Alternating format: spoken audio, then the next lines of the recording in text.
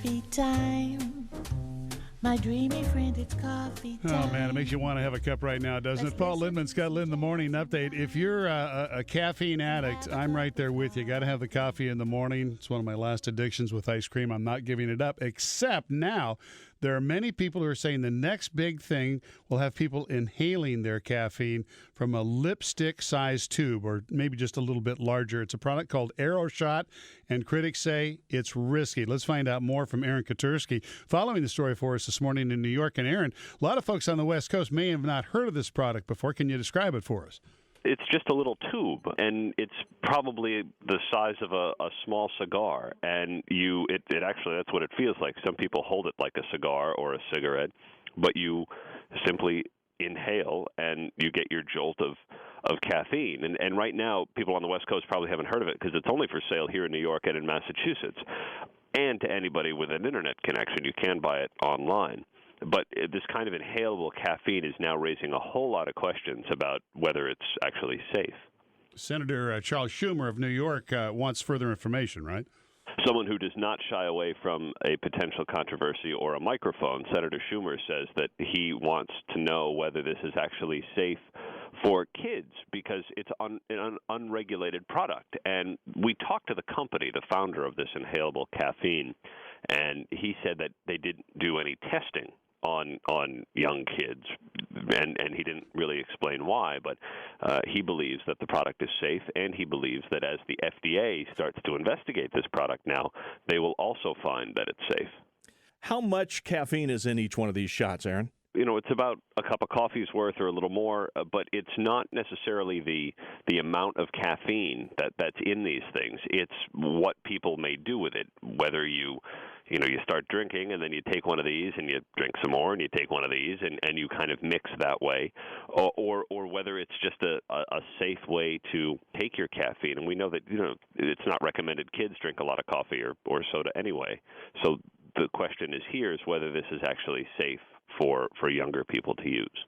That's the big deal, isn't it? Because the caffeine-packed alcoholic drinks of the past were dubbed blackout in a can, and that's the same fear, this in conjunction with alcohol use.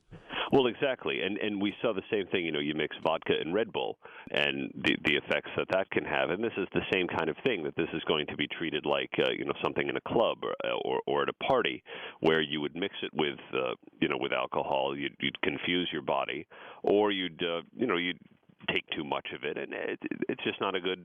That's not something that you want, and it's so easy. That's the thing. I mean, it really is like holding a cigar or a cigarette or I don't know, a small Bianca can. I guess it's about the size, and it just stays in your pocket, and it's easy to use. Do we know if people are really taking to it at this point, or is it too early to know? Well, it's a bit too early to know because it's only for sale, as I say, here in New York and in Massachusetts. It's popular on the club scene right now, around here. But whether it's any more than that, hard to know.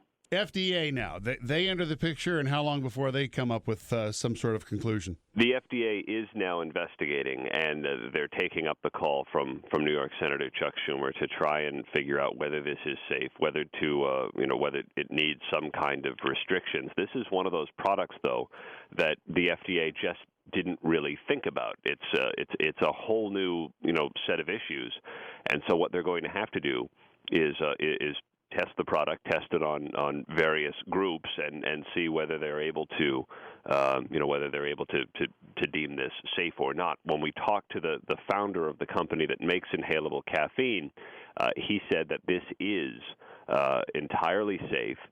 He says it contains B vitamins plus 100 milligrams of caffeine powder, which is the equivalent of the caffeine in a large cup of coffee. And so he says that this product is entirely safe and does not contain any additives that may raise flags at the FDA. Somehow I don't see us driving up to the Starbucks window and being handed a little cigar-like tube at sometime in the future. Doesn't seem as fulfilling as sitting there with a nice steaming hot cup of coffee in the morning. But if you're on the club scene and you're at a rave and you're listening to your electronica, it may be an appealing thing. ABC's Aaron Katersky in New York. Aaron, thank you. Thanks, Paul.